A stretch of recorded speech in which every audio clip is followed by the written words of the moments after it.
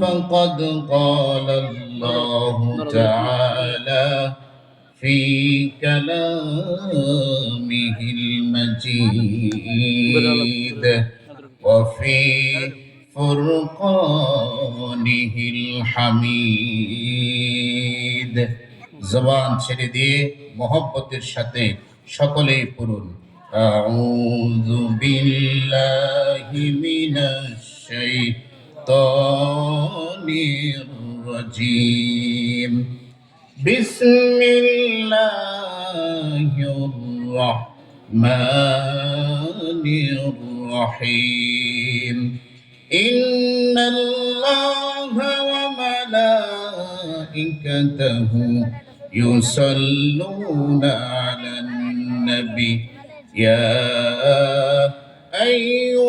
আইয়ুহাল্লাযীনা আমানু صلوا عليه وسلموا تسليما اللهم صل على محمد وعلى آل محمد كما صليت على إبراهيم وعلى آل إبراهيم إنك حميد مجيد اللهم بارك على محمد وعلى آل محمد كما باركت على إبراهيم وعلى آل إبراهيم إنك حميد مجيد मेरा दिल तरफ रहा है मेरा जल रहा है सीना ए दवा वही मिलेगी मुझे ले चलो मदीना बलगल औला बिकमालिही كشف الدجى بجماله حسنت جميع خصاله صلوا عليه وآله সবাই চলে গেল অনেকেই রাস্তাঘাটে ঘোরাফেরা করছে আসে নাই মাহফিলের স্টেজে এই যে আমরা মুসলিমেও মানুষ বসে আছি দয়া করেছে কে আওয়াজ করে বলতে হবে দয়া করেছে কে যাদের আল্লাহ দয়া করে নাই তারা মাহফিলের স্টেজে এসে বসতে পারে নাই কত সুন্দর চমৎকার দৃশ্য জান্নাতি পরিবেশ কোটি মানুষের ভিড়ে আল্লাহ রাব্বুল আলামিন কোরআন শোনার জন্য আমাদেরকে একত্রিত করেছেন এই শুকরিয়া স্বরূপ আমরা সকলেই পড়ছি আলহামদুলিল্লাহ জোরে বলেন আলহামদুলিল্লাহ মাহফিলে আসার তৌফিক দান করেছেন কে কেউ যেটা পারে না সেটা পারে কে কেউ যেটা দিতে পারে না সেটা দিতে পারে কে এই জন্য সব সময় প্রশংসা করতে হবে কার সকলেই পড়ুন জবান ছেড়ে দিয়ে রব্বানা লাকাল হামদ হামদান কাসীরান তাইয়িবান মুবারাকান ফি ইয়া রাব্বি লাকাল হামদু কামা ইয়ানবাগি লিজালালি ওয়াজহিকা ওয়া আযীমি সুলতানিকা লাকাল হামদু বিল ঈমান লাকাল হামদু বিল ইসলাম লাকাল হামদু বিল কোরআন প্রশংসা করলাম কার আল্লাহ তুমি আমাদেরকে আমরণ তোমার প্রশংসা করার তৌফিক দান করো চিল্লায়ে পড়ুন আমিন এই যে আমরা বসে আছি কার দয়া বলেন তো আল্লাহর দয়ায় আল্লাহর দয়া ছাড়া পৃথিবী 1 মিনিট টিকতে পারে না কোরআনুল কারীম সূরাতুল হাশরের 22 নং আয়াতের ভিতরে আল্লাহ রাব্বুল আলামিন বলছেন হুয়াল্লাহুল্লাযী লা ইলাহা ইল্লাহু আলিমুল গায়বি ওয়াশ শাহাদাতি হুয়ার রহমানুর রহিম। চিল্লায়ে পড়ুন আল্লাহু আকবার। আল্লাহ ছাড়া কি কোনো রব আছে? আমাদের জন্য যেটা গোপন ওটা আল্লাহর জন্য গোপন নয়, ঠিক কিনা? প্রকাশ্য গোপন বলতে আল্লাহর জন্য কিছু নেই। আপনি যদি রাতের আধারেও কোনো পাপ করেন, পৃথিবীর কেউ না জানলেও একজন জানে, তিনার নাম কি? অনেকে ঘরের ভিতরে দরজা লাগায়া, সিটকারি লাগায়া উলঙ্গ ছবি দেখে, গান দেখে, নাচ দেখে, মনে করে তো কেউ দেখে নাই। কেউ দেখলেই কি না দেখলেই কি, যিনি আপনাকে পিটাবেন উনি দেখছেন কিনা? বলে উনি দেখছে? এই জন্য রাতের আধারেও পাপ করা যাবে না, ঠিক কিনা? সব সময় আল্লাহর জন্য নিবেদিত প্রাণ হওয়ার প্রয়োজন আছে না নাই? জোরে বলেন তো সুবহানাল্লাহ। আর আওয়াজ করে বলেন সুবহানাল্লাহ। এটা জান্নাতের বাগান, কোনো সন্দেহ আছে? কে কে একটু করে চলে যাবেন? হাত তোলেন তো।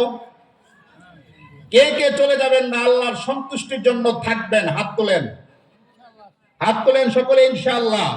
আল্লাহ সকলকেই এই মাহফিলের মধ্য দিয়ে জান্নাতি হওয়ার তৌফিক দান করুন। চিল্লায়ে পড়ুন আমিন। আল্লাহর দয়া কি বোঝার চেষ্টা করুন। এই যে আপনি সুবহানাল্লাহ বললেন, সুবহানাল্লাহ বললে কি হয় জানেন? সাথে সাথে আপনার জন্য জান্নাতে একটি গাছ তৈরি হয়ে যায়। চিল্লায়ে পড়ুন না সুবহানাল্লাহ। ওই গাছ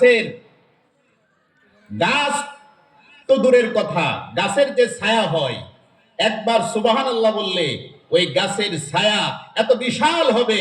বিশ্বনবী মুহাম্মদ সাল্লাল্লাহু আলাইহি ওয়াসাল্লাম বলেছে, একটি আরবি তাজা ঘোড়া যদি গাছের ছায়া অতিক্রম করার জন্য 500 বছর দৌড়ায়, তারপর ওই গাছের ছায়া দৌড়িয়ে শেষ করা যাবে না। চিল্লায় বলেন সুবহানাল্লাহ। আরো জোরে বলেন সুবহানাল্লাহ।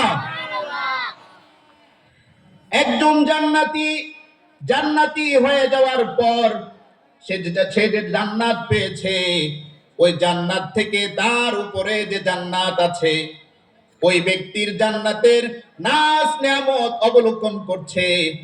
হঠাৎ করে দেখতেছে তার চেয়ে যে ভিআইপি জান্নাত খাটের মধ্যে শুয়ে আছে, এবং খাটের যখন পার্শ্ব পরিবর্তন করে খাটের যে আওয়াজ, ওই আওয়াজ থেকে সুমধুর গ্রান বের হয়। চিল্লায় পড়েন সুবহানাল্লাহ। এই দৃশ্য দেখে সে অবাক হয়ে গেল এবং মনে মনে ভাবতে লাগলো, আমিও তো জান্নাত পেয়েছি, কিন্তু আমার জান্নাতের ভিতরে মধুময়, খাটের ভিতরে মধুময় আওয়াজ কেন বের হলো না? উনি আল্লাহর দরবারে ফরিয়াদ করলেন, আল্লাহ আমিও জান্নাতি, আমার চাইতে একটু উপরে যে জান্নাতে অবস্থান করছে, সে যখন পার্শ্ব পরিবর্তন করে তার খাট থেকে যে আওয়াজ হয়, ওই আওয়াজের মধ্য দিয়ে সুঘ্রাণ বের হয়, আমার খাটের মধ্য থেকে কেন বের হয় না? তোমার কাছে আমি জানতে চাই। আল্লাহ রাব্বুল আলামিন উত্তর দিলেন, সে যেদিন পৃথিবীতে জন্মগ্রহণ করেছে, তুমিও জন্মগ্রহণ করেছো। সে যত রাকাত নামাজ পড়েছে, ঠিক তত রাকাত নামাজ তুমিও পড়েছো। সে যে কত বছর রমজানের রোজা পেয়েছে, রোজা করেছে, তোমার আমলনামা আর তার আমলনামায় রোজাও এক, জন্ম এক, মৃত্যু এক। শুধুমাত্র সে জীবনে তোমার থেকে একটি বার বেশি সুবহানাল্লাহ বলেছে। চিল্লা বলুন না সুবহানাল্লাহ। আরো জোরে বলেন সুবহানাল্লাহ। আমি জানতে চাই সুবহানাল্লাহর দাম কম না বেশি? এবার আল্লাহ রাব্বুল আলামিন এর দরবারে জিজ্ঞেস করলো, আল্লাহ সে আমার থেকে মর্যাদায় কত বেশি এগিয়ে আছে? বিশ্বনবী মুহাম্মদ সাল্লাল্লাহু আলাইহি ওয়াসাল্লাম বলেছেন, সুবহানাল্লাহি তামলাআনি আও তামলাউ মা বাইনাস সামাওয়াতি ওয়াল আরদি ওয়া মা ফিহা। চিল্লায়ে বলুন আল্লাহু আকবার। আল্লাহ রাব্বুল আলামিন ইজ্জত ওয়াল জালাল বলছে, আকাশ আর জমিনের যে বিশাল দূরত্ব, সে তোমার থেকে মর্যাদার দিক থেকে অত বেশি এগিয়ে আছে। চিল্লায় বলুন না সুবহানাল্লাহ। আরো জোরে বলেন সুবহানাল্লাহ। রাস্তা দিয়ে হেঁটে যাচ্ছি, বাসায় যাচ্ছি, বাজার নিয়ে যাচ্ছি, ঘুমিয়ে আছি, চোখে ঘুম ধরে না, সব সময় আল্লাহর নেয়ামতের শুকরিয়া স্বরূপ আলহামদুলিল্লাহ সুবহানাল্লাহ বলার প্রয়োজন আছে না নাই? আরো জোরে বলেন আছে না নাই? আছে। হুয়ার রহমানুর রহিম, আল্লাহ হচ্ছে রহমান আর রহিম। আপনারা জানেন বনি ইসরাইলের একজন লোক 500 বছর আল্লাহর ইবাদত করেছে। কত বছর বলেন? সবাই বলেন কত বছর? 500 বছর ইবাদত করতেছে। আল্লাহর কাছে বলছে, আল্লাহ এই দেখেন না আপনারা মাহফিলে আসছেন, দোকানে যারা বৈশা আসে নাই ওদের দেখলে আপনাদের মন খারাপ হয়ে যাবে, সব দুনিয়াদার, আমি কেন মাহফিলে আসলাম? তো ওই বনি ইসরাইলের লোক আল্লাহর কাছে বলছে, আল্লাহ এই লোকালয়ে আমার আর ভালো লাগে না, আমি চলে যাব এমন জায়গায় যেখানে আমি নীরবে নিভৃতে তোমাকে ডাকতে পারবো। আল্লাহর কাছে ফরিয়াদ করার পর আল্লাহ বলছে,